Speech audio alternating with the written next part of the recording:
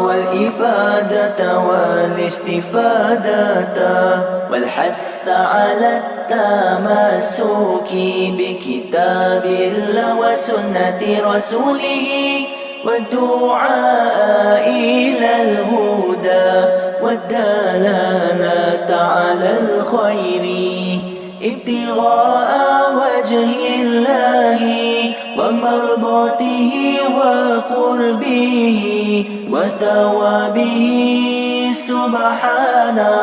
سبحانه وتعالى.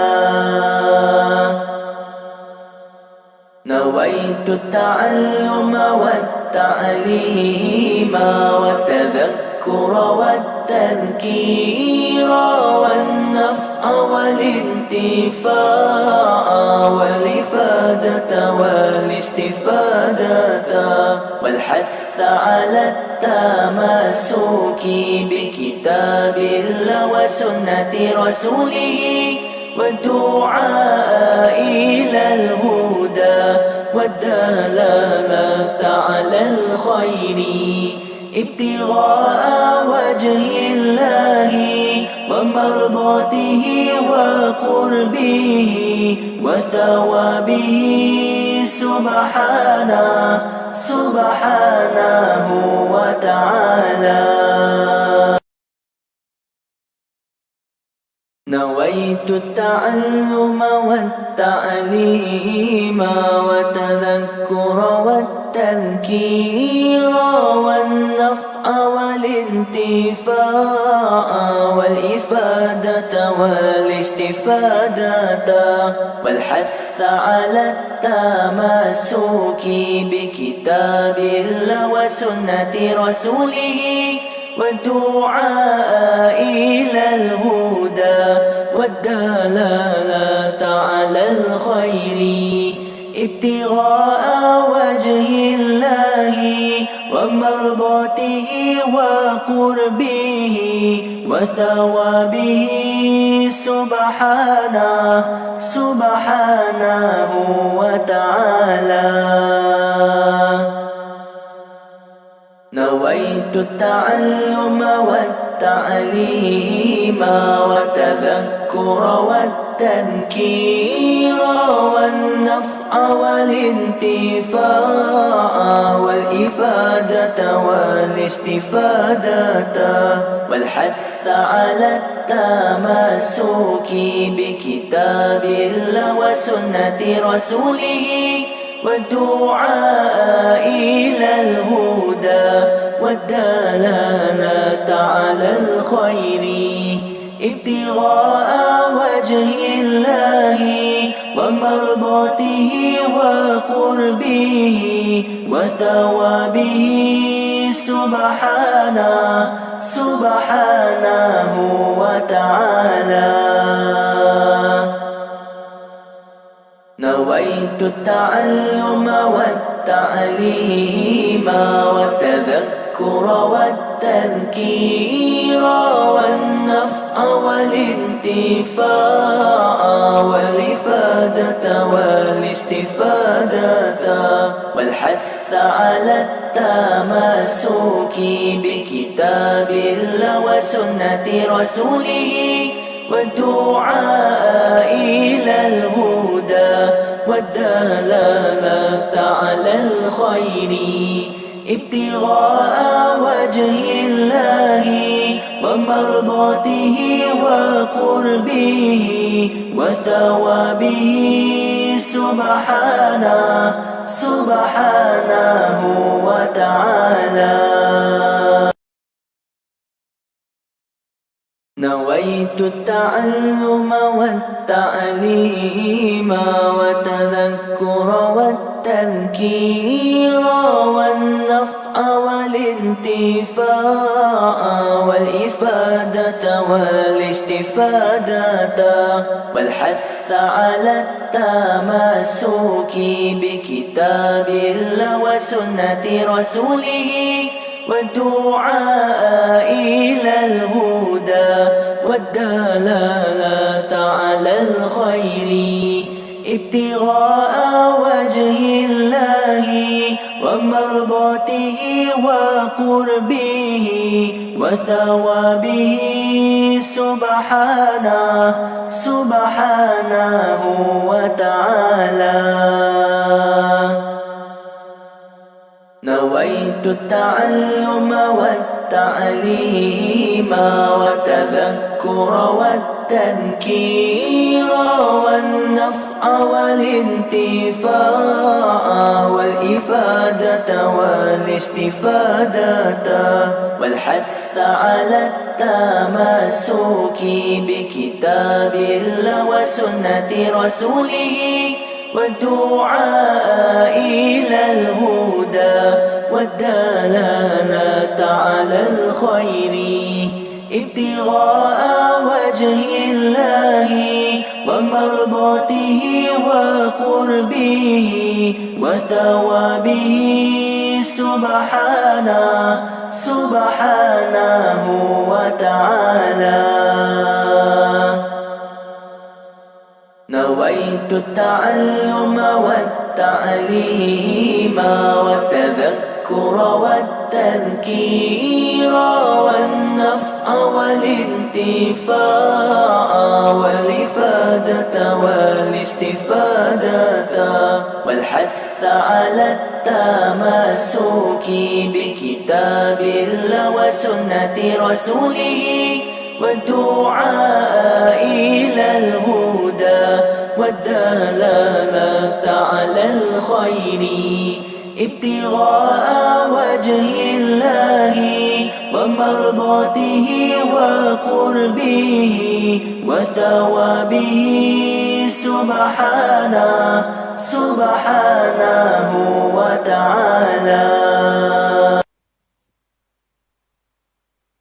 نويت التعلم والتعليم والتذكر والتذكير والنفع والانتفاع والإفادة والاستفادة والحث على التمسك بكتاب الله وسنة رسوله والدعاء إلى الهدى والدلالة على الخير ابتغاء وجه الله ومرضاته وقربه وثوابه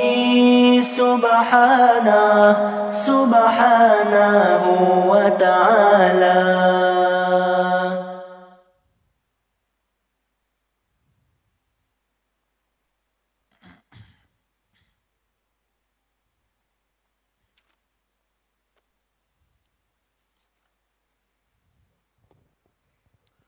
Assalamualaikum warahmatullahi wabarakatuh. A'udzu billahi minasy syaithanir rajim. Bismillahirrahmanirrahim. Alhamdulillahi rabbil alamin. Wa bihi nasta'inu ala umurid dunya waddin. Wassalatu wassalamu ala sayyidina wa maulana Muhammadin أشرف الأنبياء والمرسلين وعلى آله وصحبه أجمعين. سبحانك لا علم لنا إلا ما علمتنا إنك أنت العليم الحكيم. رب اشرح لي صدري ويسر لي أمري واحلل عقدة من لساني يفقه قولي ولا حول ولا قوة إلا بالله العلي العظيم. أما بعد. Kemarin kita telah membicarakan ayat yang ke-11 di dalam surah Al-Maidah. Allah Subhanahu wa ta'ala berfirman, Ya ayyuhalladzina amanu dzkuru ni'matallahi 'alaikum. Wahai orang-orang yang beriman, ingatlah akan nikmat Allah ke atas kamu semua. Idh hamma qaumun an yabsutu ilaikum aydiyahum, ketika berkehendak oleh satu kaum untuk menimpakan kepada kamu akan tangan mereka, yakni untuk membunuh kamu. Fakaffa aydiyahum ankum, lalu Allah menghalang tangan mereka daripada kamu dan memelihara kamu daripada kehendak mereka berlaku. Wattaqullah, dan bertakwalah kamu kepada Allah. Di dalam kitab As-Sawi dikatakan aidumu ala imtithali awamirihi wa jitinabi nawahihi. Bertakwalah kamu kepada Allah, yakni kekallah kamu di atas sikap melaksanakan perintah-perintahnya dan menjauhi larangan-larangannya. Wa 'alallahi falyatawakkalul mu'minun, dan hanya kepada Allah hendaklah orang-orang yang beriman berserah diri. Dan kemarin kita bicarakan tentang daripada perkataan uzkuru ni'matallah, ingatlah kamu akan nikmat Allah itu, akan membawa kepada kita bersyukur kepada Allah yang merupakan Maha Pemberi nikmat. Kerana tabiat manusia ni suka kepada sesiapa sahaja yang berbuat baik kepadanya. An-nafsu majbulatun bihubbi man ahsana ilaiha. Diri manusia itu diciptakan dalam keadaan mempunyai satu tabiat, satu perangai, iaitu suka kepada sesiapa sahaja yang berbuat baik kepadanya. Jadi kalau orang buat jahat kat kita, kita tak suka. Orang buat baik kat kita, kita suka. Orang curi duit kita, kita tak suka. Orang bagi duit kat kita, kita suka. Maka yang maha memberikan kebaikan kepada kita ialah Allah Subhanahu wa ta'ala. Yang ciptakan tubuh badan kita sihat, tidak ada kecacatan, yang bagi kepada kita nyawa untuk kita bernyawa dan bernafas, yang bagi kepada kita rezeki, yang bagi kepada kita iman dan Islam. Apabila kita merenung kepada banyaknya nikmat yang kita terima, akan menambah rasa cinta kita kepada pemberi nikmat. Sebagaimana kita suka ke orang-orang yang buat baik kat kita, maka kita akan suka kepada Allah yang maha memberikan kebaikan kepada kita. An-nafsu majbulatun bihubbi man ahsana ilaiha. Tabiat manusia, tak kira Islam, tak kira kafir, suka kepada sesiapa yang berbuat baik kepadanya. Orang bukan Islam pun kalau kita buat baik kat dia, dia suka kat kita. Jiran kita, kita suka bagi makanan kat dia, bagi buah-buahan kat dia. Kita tegur dia dengan teguran yang baik. Dia bukan Islam pun dia suka kat kita. Kita pun sama. Bila ada orang buat baik kat kita, kita suka. Maka Allah Subhanahu wa ta'ala menceritakan dalam ayat ini supaya kita ingat kepada nikmat dia. Dan ingat kepada nikmat itu membawa kepada suka kepada pemberi nikmat.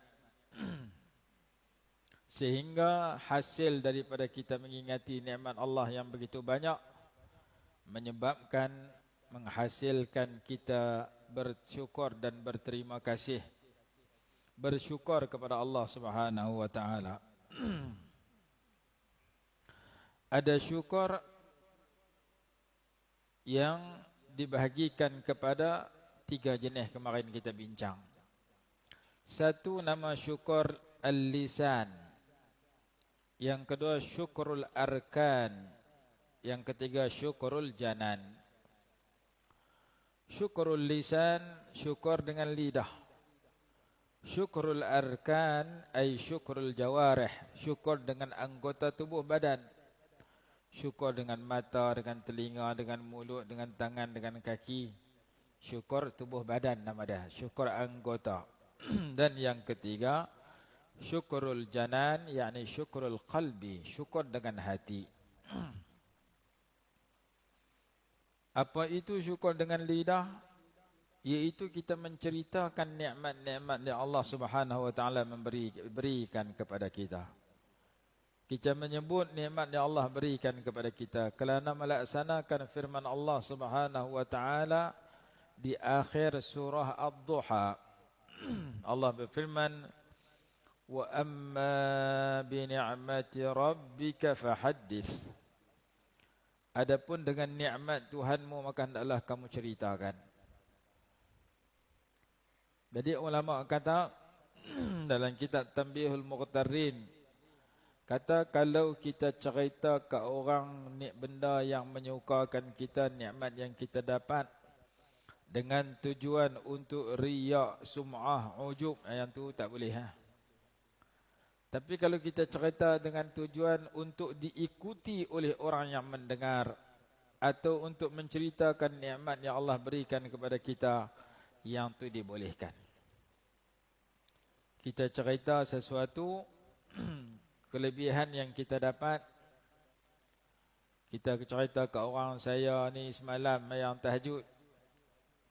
Tujuan dia nak abang ke orang supaya kita ni rajin, nak bagi orang tahu, nak penaik diri kita, nak bangga depan orang kerana kita pandai mangkit ibadat, yang tu tak boleh. Tapi kalau kita cerita supaya orang ikut kita mangkit sembahyang tahajud juga malam ni kerana kita dengar kita sembahyang semalam, supaya pendengar itu merasa nak tiru kebaikan yang kita lakukan, yang tu silakan kita cerita. Seperti kita derma tempat-tempat sekian. Kemarin saya derma kat rumah pakai miskin ni. Kamu tak berasa nak derma kat dia, dia memang susah sungguh, saya dah bagilah. Maka orang yang dengar tu, tujuan kita nak bagi buat baik macam kita, tak apa. Tapi kalau kita cerita semalam saya derma rumah pakai miskin, nak tunjuk kata kita ni bagus, pemurah, niat kita supaya orang puji kita, yang tu tak jadi. Kerana ada hadis menceritakan 3 jenis manusia yang pergi ke akhirat, yang telah meninggal dunia. Hak seorang jadi alim, hak seorang berjuang berjihad pada jalan Allah, hak seorang jadi alim ulama, qari Quran dan alim ulama, hak ketiga seorang hartawan yang dermawan. Hak tiga jadi orang kaya. Bila pi akhirat, Allah Ta'ala tanya hak berjuang berjihad tadi, macam mana dengan kehidupan kamu di dunia? Dia kata tidak ada satu peperangan yang berwujud melainkan saya sertai. Saya berjuang sungguh-sungguh membunuh musuh, membela agama engkau. Semua perang saya masuk. Maka Allah Ta'ala kata, hang muhung, hang berjuang bukan nak menegakkan agama aku, bukan nak menghapuskan musuh agama aku, tapi hang berjuang dengan tujuan supaya orang puji hang seorang pejuang yang berani. Sesungguhnya engkau telah dapat apa yang kau kehendak di dunia dulu. Sekarang heret dia masuk neraka. Berjihad dan berjuang dalam pelbagai peperangan, niat dia tak ikhlas untuk orang puji, ya kata dia pejuang tentera yang gagah berani. Dan apa yang dia niat tadi dah dapat, dengan sebab matlamatnya hanya hak tu, maka diheret masuk neraka. Hak kedua pula, tanya apa kamu buat dengan apa yang Allah bagi pada kamu? Saya dulu mengaji sungguh-sungguh sampai jadi alim besar, baca Quran sungguh-sungguh sehingga jadi qari yang hebat, yang rajin khatam Quran khatam banyak kali, ilmu saya banyak mengajar orang. Saya mengajak kerana engkau, saya baca Quran kerana engkau. Allah Ta'ala kata, hang bohong juga. Engkau berdusta. Engkau mengaji supaya orang kata engkau ulama besar. Mengajak supaya orang kata engkau ulama besar. Engkau baca Quran supaya orang kata, orang puji engkau qari yang hebat. Engkau telah dapat apa yang kau niatkan. Dulu engkau tidak dulu, heret masuk neraka. Ambil pula yang nombor 3. Bagaimana dengan kehidupan kamu? Dia kata, saya dulu jadi orang kaya yang hebat. Tidak ada satu tempat yang memerlukan sumbangan, melainkan semua tu saya bagi sumbangan. Tani sekian ribu, tani sekian ratus ribu, sekian 10 ribu. Dia terlajak kaya dan tidak ada ruang. Fakir miskin ke apa yang nak derma, saya bagi semua. Allah Ta'ala kata, hang pemohong juga. Engkau menderma supaya engkau dipuji oleh masyarakat. Matlamat engkau nak pujian masyarakat supaya orang kata engkau hartawan yang dermawan, orang kaya yang pemurah. Niat engkau supaya orang kata engkau seorang pemurah. Engkau telah dapat apa yang kau niatkan. La tak boleh dapat dan balasan baik daripada Allah, diheret masuk neraka. Jadi hadis tu bagi amaran kat kita, kerja buat kita, ibadat kita jangan buat kerana orang. Kerana nak orang puji saja, lingkup habis amalan kita. Kita buat kerana nak dapat redha Allah Subhanahu wa taala, untuk mendekatkan diri pada Allah, untuk nak dapat redha Allah. Hadis itu hadis sahih, kalau tak silap sahih Muslim. Disebutkan oleh Al-Hafidh Al-Mundhiri rahimahullah di dalam kitabnya At-Targhib wa Tarhib. Pentingnya kita ikhlas di dalam kerja buat kita, bukan kerana nak pujian orang. Jadi kalau kita derma, kita habang ke orang dengan tujuan yang macam tadi, habis lingkup. Tapi kalau kita derma, tu kita habang ke orang supaya orang yang dengar pemberitahuan kita itu ikut kelaku kita, derma macam kita juga. Yang tu bagus. Yang tu kita jadi ikutan kepada orang yang baik, yang difirmankan oleh Allah di akhir surah Al-Furqan, waj'alni waj'alna lil muttaqina imama. Jadikan kami ikutan kepada orang yang bertakwa. Rabbana hab lana min azwajina wa dhurriyyatina qurrata a'yunin waj'alna lil muttaqina imama. Hujung ayat itu berbunyi, dan jadikan kami ikutan kepada orang-orang yang bertakwa. Jadi kata Imam Abdul Wahhab Asy-Sya'rani rahimahullah di dalam kitabnya Tanbihul Muqtarrin, di awal kitab tersebut, dia kata sekiranya kita berbuat baik dengan tujuan nak tunjuk ke orang, nama dia riak, nak bagi orang dengar, nama dia sum'ah, tujuan kita tak ikhlas, tujuan kita ujub, kagum pada diri sendiri, perasan kita hebat, habang ke orang pula dah. Yang tu tak boleh, haram. Allah Ta'ala tak suka orang riak ni. Walaupun kita buat ibadat, fawailun lil musallin alladhina hum yura'un. Neraka wail bagi orang semayang. Semayang ni ibadat, tapi semayang kerana riak. Alladhina hum yura'un, orang-orang yang riak mereka itu, maka Allah Ta'ala menjanjikan kecelakaan, menjanjikan wail, neraka wail. Neraka wail itu ada hadis kata dalam kitab Al-Kabair, salah satu tafsiran wail itu satu lembah, wadin, satu lembah dalam neraka Jahannam. Sekiranya dibawa gunung ganang terbang ke atas lembah itu, nescaya ia akan hancur kerana begitu panasnya api di dalam lembah yang ada di bawah itu. Allah buh siapa orang dalam neraka, dalam wail tu, dalam lembah itu, orang buh orang semayang. Semayang yang tak ikhlas, sembahyang yang riak kerana nak tunjuk ke orang saja. Kalau semayang boleh masuk neraka, hal lain lagi dengan sebab niat tak betul. Maka ulama kata boleh kita buat benda baik, kita habang ke orang, kita buat benda baik dengan salah satu daripada dua tujuan. Tujuan yang pertama, liyuqtada bihi, untuk diikuti oleh orang lain. Kita habang ke orang, kita pergi umrah, kita habang ke orang, kita sembahyang tahajud, kita habang ke orang, kita baca Quran.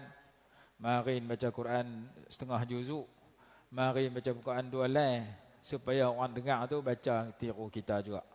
Kalau kita tengok handphone tak selalu cerita ke orang. Kemarin tengok handphone 12 jam, tak ada cerita ke orang. Kawan tu lebih daripada kita kadang-kadang. Kita 12 jam, dia 14 jam. Hak tu tak kena duduk cerita, masa tiap-tiap orang tengok handphone dah. Tapi tengok Quran, siapa boleh baca Quran sehari sebaris, sehari 5 baris, sehari semuka. Musim lah ni, bukan musim bulan puasa. Payah nak cari. Tapi kalau boleh buat, betul. Boleh baca salawat banyak-banyak, boleh istighfar banyak-banyak, betul. Di zaman manusia banyak yang lalai.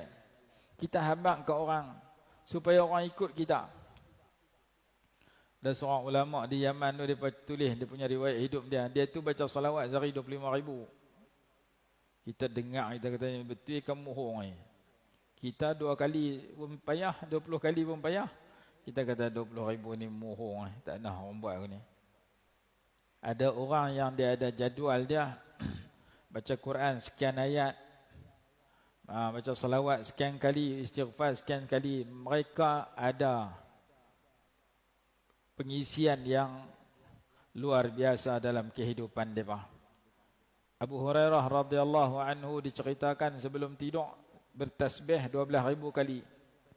Dia ada benang dia ikat benang seperti mana simpulan 1,000 ke 2,000, dan dia akan baca zikir 12,000 sebelum tidur. Yang tu pun tak masuk akal, satu karamah kepada dia. Dan kita boleh zikir 2-3 patah sebelum tidur tu pun betul dah. Boleh baca 33 kali subhanallah, 33 kali alhamdulillah, 33 kali ataupun 34 kali Allahu Akbar sebelum tidur tu pun amalan yang cukup bagus dah. Kerana sebahagian orang sepatah pun tak bunyi bagi tidur terus dah. Jadi kita boleh buat ibadat zikir 33 kali lepas sembahyang tu pun kira betul dah.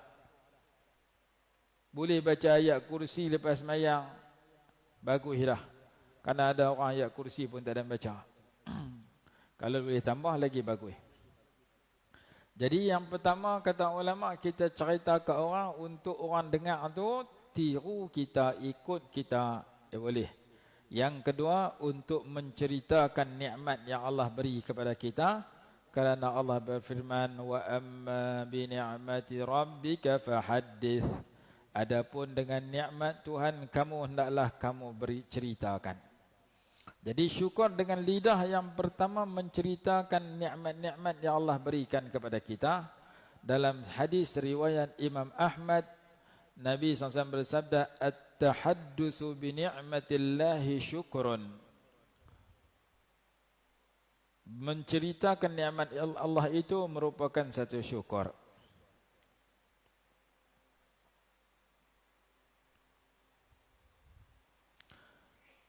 Rasulullah SAW adalah contoh kepada syukur dan puji. Disebutkan dalam hadis Imam Tirmidzi, arada alayya rabbi liyaj'ala li batha'a makkata dhahaban. Allah Subhanahu wa taala menawarkan kepada aku untuk menjadikan tanah Mekah ini sebagai emas. Allah tawarkan, wahai Rasulullah, mau tak aku jadikan kawasan ini emas untuk engkau? Kita kalau orang duduk Semawa lagu tu, kecil tapak tangan stadium negara saya tadahkan. Orang main tahu kita nak emas, saya nak bagi emas kamu. Kita kata nak bagi mana? 10 gram, main 10 kilo tak apa. 10 gram nak buat apa tak? 10 gram tu pun banyak lah. Orang tawar kat kita emas, kita mau. Pasal apa? Kaya. Nabi SAW tak mau. Rasulullah ditawarkan oleh Allah Ta'ala emas. Allah nak jadikan kawasan Mekah ini, gunung-gunung di Mekah ataupun lembah-lembah di Mekah ni jadi ketua emas. Bagi kat kamu, kamu jual jadi kaya. Nabi SAW jawab, la ya Rabbi, jangan. Saya tak mau jadikan emas untuk saya banyak-banyak. Saya tak mau jadi pemilik emas yang banyak. Walakin ashba'u yawman wa aju'u yawman. Tetapi yang saya nak, satu hari saya kenyang, satu hari saya lapar. Kalau kita ada mah banyak, duit banyak, pakai tak lapar terus dah. Pasal duit banyak. Lah pun duit tak apa ada, Covid tu pun makan tak cukup. Makan tak ada masalah pak, lepas makan, lepas makan, orang makan sehari 2 kali, sehari 3 kali, kita sehari 5 kali. Tengah malam tidur tak lena pun, pukul 2 pagi keluar cari kedai nasi kandar ni, duduk tengah pekan. Pekan Guang ni ada kedai nasi kandar, tak ada, Sungai Petani ada. Ada orang pukul 2, 3 duduk keluar makan. Musim dulu tak Covid lah, lah tak tahu lah kedai tutup. Jadi Nabi SAW kata, saya nak ni, saya susah sehari, senang sehari. Sehari senang, sehari susah. Kenyang sehari, lapar. Hari ni lapar, hari ni kenyang. Hanya kenyang, dia lapar. Wa qala thalathan aw nahwa hadha. Nabi SAW sebut 3 kali atau seumpama itu. Kenapa Nabi SAW sebut sedemikian? Baginda menjelaskan, sambungan hadis menyatakan, wa idza ju'tu tadarra'tu ilaika wa dzakartuka wa idza syabi'tu syakartuka wa hamidtuka. Apabila saya lapar, saya merintih kepada engkau, saya berzikir kepada engkau. Bila saya susah, saya berdoa. Macam lah ni kita duduk dalam susah. Kita doa supaya kita sihat walafiat, tak ditimpa Covid, tak ditimpa malapetaka, kita sihat, kita Allah Ta'ala pagar jauh diri kita daripada malapetaka yang kita tak mau. Kita berzikir kepada Allah, kita baca doa-doa pendinding, kita buat amalan ibadat, kita buat amalan-amalan yang boleh menjauhkan kita daripada ditimpa benda kita tak suka, antaranya penyakit yang menimpa manusia seluruh dunia hari ini. Bila saya duduk dalam lapar, bila saya duduk dalam susah, saya isi kesusahan saya dengan 2 perkara, bertadarra', berdoa dan merintih serta berzikir kepada Allah. Satu, saya berdoa banyak-banyak. Yang kedua, saya berzikir banyak-banyak. Zikir dengan doa ini saya boleh lakukan bila saya duduk dalam susah.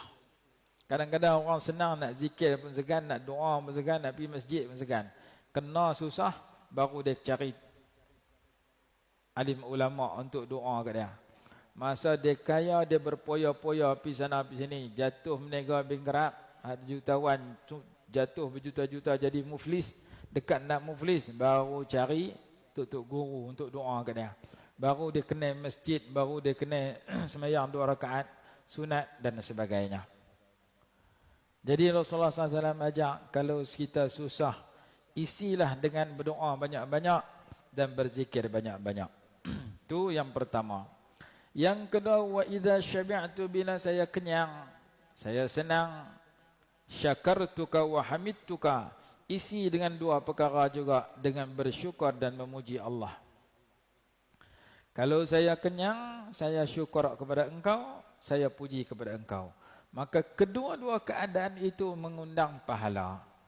Duduk dalam susah, berdoa dan berzikir banyak-banyak. Duduk dalam senang, bersyukur dan bertahmid, memuji Allah banyak-banyak.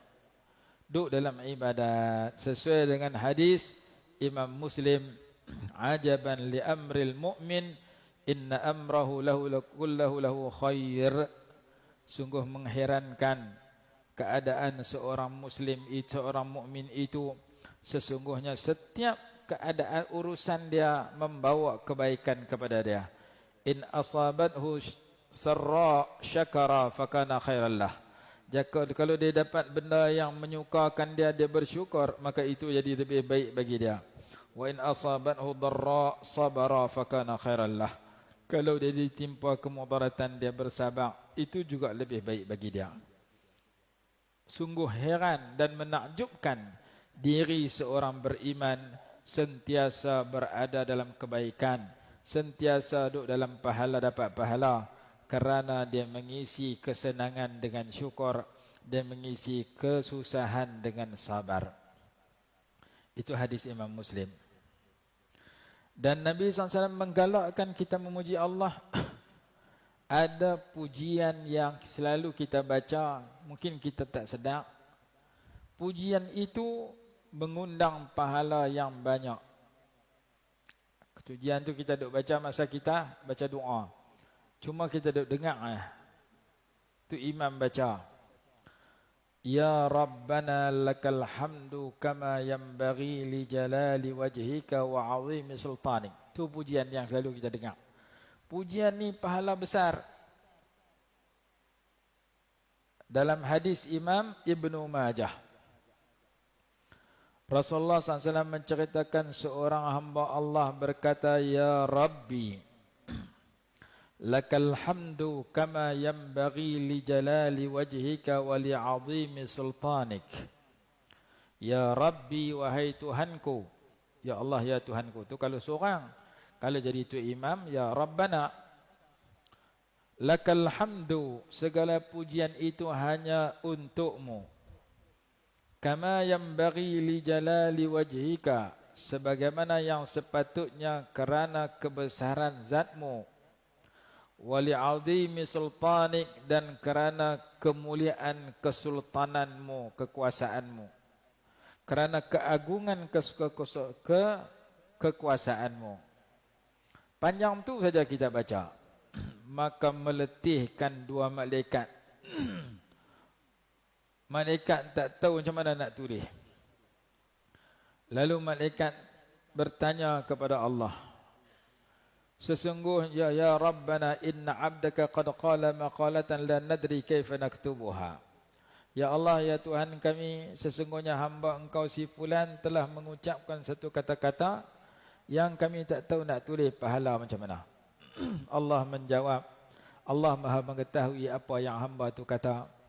Allah Ta'ala tanya, Maza qala abdi, hamba aku kata apa? Maka malaikat pun kata, dia kata, Ya Rabbi lakal hamdu kama yanbaghi li jalali wajhika wa li 'azimi sultanik. Allah Ta'ala jawab bagi malaikat, dua orang malaikat itu, uktubaha kama qala abdi hatta yalqani fa ajziyahu biha. Tulislah kamu berdua sebagaimana yang hamba aku kata kepada aku, sehingga ia bertemu dengan aku lalu aku berikan pahala kepadanya. Tulis berterusan sampai dia mati jumpa aku bagi pahala banyak ke dia. Jadi lafaz ini ringkas tapi pahalanya besar. Yang kita baca di awal doa kita. Alhamdulillahirabbil alamin hamdan yuwafi ni'amahu wa yukafi'u mazidah. Ya Rabbana lakal hamdu. Ya Allah, ya Tuhan kami, hanya bagimu segala pujian. Kama yanbaghi, sebagaimana yang sepatutnya. Li jalali wajhika wa li 'azimi sultanik, kerana kebesaran zatmu dan kerana keagungan kekuasaanmu, keagungan kesultananmu. Maka Allah bagi pahala banyak. Hadis riwayat Ibnu Majah di dalam Kitabul Adab. Itu yang pertama, syukur lidah. Yang kedua, syukur anggota. Syukur anggota tubuh badan. Nama dia syukurul arkan ataupun syukurul jawarih. Apa maksud? Maksudnya beramal dengan anggota itu dengan amalan yang baik kerana Allah Subhanahu wa taala. Ini diambil daripada ayat yang kita, ayat 13 surah Saba. Allah berfirman syukur dengan amalan itu dalam ayat 13 surah Saba. I'malu ala Dawuda syukra. Beramallah kamu semua wahai keluarga Nabi Daud kerana bersyukur kepada Allah. Syukur dalam bentuk amalan. Mata kita melihat yang baik, telinga kita mendengar yang baik, mulut kita bercakap yang baik, perut kita makan minum yang baik, kaki kita melangkah ke tempat baik, tangan kita buat baik. Kita buat baik dengan anggota, amalan-amalan yang mulia dianggap bersyukur dengan anggota. Asyukru huwal amal. Syukur dengan anggota iaitu melakukan amal soleh dengan anggota yang kita miliki. Ini dijelaskan oleh Rasulullah SAW secara praktikal, secara amali, secara pelaksanaan, secara amalan ketika baginda melakukan qiyamul lail begitu lama sehingga bengkak kaki baginda. Sayyidah Aisyah radhiyallahu anha berkata, kana an-nabiy sallallahu alaihi wasallam yaqumu min al-lail hatta tatafattara qadamahu. Adalah Nabi sallallahu alaihi wasallam melakukan qiyamul lail sehingga bengkak kaki-kaki, kedua kaki baginda. Faqultu lahu, aku bertanya kepada baginda, lima tasna'u hadha ya Rasulullah wa qad ghufira laka ma taqaddama min dhanbika wa ma ta'akhkhar. Kenapa engkau melakukan sebegini wahai Rasulullah, sedangkan telah diampunkan dosamu yang terdahulu dan terkemudian? Buat apa semayang teruk-teruk, engkau memang tak ada dosa pun. Maka Nabi SAW jawab, afala akunu abdan syakura, apakah aku tidak boleh menjadi hamba yang banyak bersyukur? Yang ketiga, syukurul janan, syukur hati. Fahuwa an tashhada anna kulla ni'matin bika aw bi ahadin minal ibad hiya min Allah Ta'ala. Bahawa kamu menyaksikan, kamu mengaku bahawasanya setiap nikmat yang engkau dapat atau seseorang makhluk, seseorang hamba Allah yang lain dapat, ianya datang daripada Allah Ta'ala. Sesuai dengan firman Allah dalam surah An-Nahli ayat 53. Surah An-Nahli, surah lebah. Dia duduk sebelum surah Isra. Surah Nahli, surah Isra, surah Kahfi. Sebab dia berturut-turut.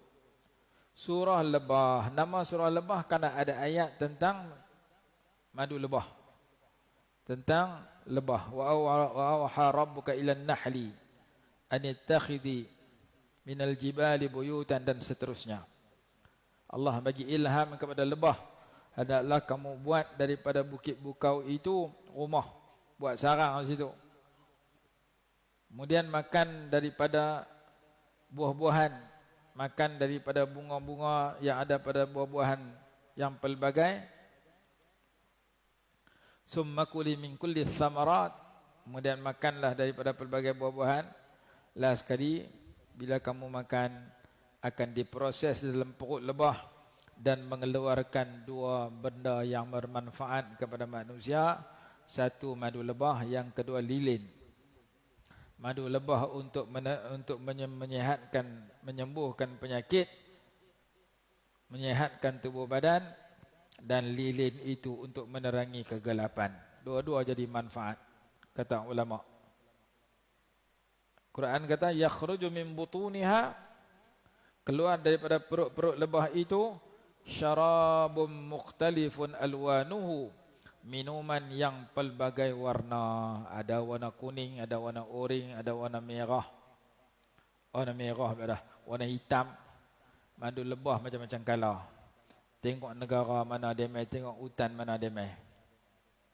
Madu lebah ni ada kata dunia, dia jadi ubat. Yakhruju min butuniha syarabun mukhtalifun alwanuhu fihi shifa'un linnas. Padanya terdapat kesembuhan kepada orang ramai.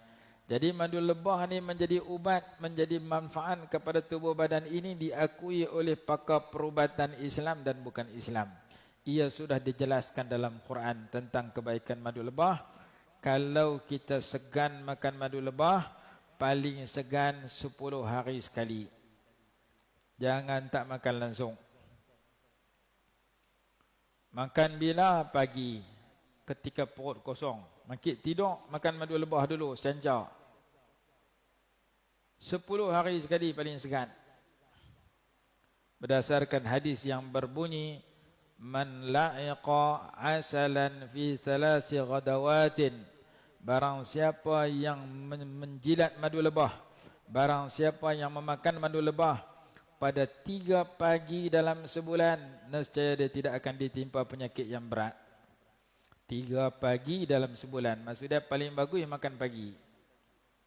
Dalam kitab kata al-riq. Al-riq mana? Sebelum makan apa-apa, ketika perut kosong. 3 pagi dalam sebulan, sebulan ada berapa hari? 30 hari. Berarti 10 hari sekali. Itu paling segan makan madu lebah, 10 hari sekali. Kalau boleh makan tiap-tiap hari sikit-sikit, lagi baguslah. Tapi panas, kena minum air yang banyak. Jadi Allah tegaskan dalam Quran, madu lebah ni syifa'ul linnas, penyembuh kepada manusia. Maka dinamakan surah itu surah lebah, Suratul Nahli, surah lebah. Pada ayat 53 dalam surah ini Allah sebut wa ma bikum min ni'matin faminallah. Apa saja nikmat yang kamu dapat ia datang daripada Allah Subhanahu wa taala. Maka jangan menghalang akan kamu melihat nikmat daripada melihat Maha memberi nikmat. Duk nampak nikmat, lupa siapa main nikmat itu. Nampak nikmat duit banyak, nampak nikmat tubuh badan sihat, nampak nikmat rezeki murah, nampak nikmat buah-buahan murah, ikan murah. Lega duk dalam nikmat ikan murah, buah-buahan banyak, tinggal nak bawa duit nak pergi beli. Duit pun ada, alhamdulillah nikmat. Duk nampak nikmat, lupa nikmat itu datang daripada pemberi nikmat. Jangan kita hanya melihat nikmat, tapi kita lupa untuk bersyukur kepada pemberi nikmat. Nabi SAW memperingatkan kepada kita hakikat ini. Hakikat semua nikmat yang kita dapat itu datang daripada Allah melalui hadis riwayat Imam Abu Daud dan Imam An-Nasai.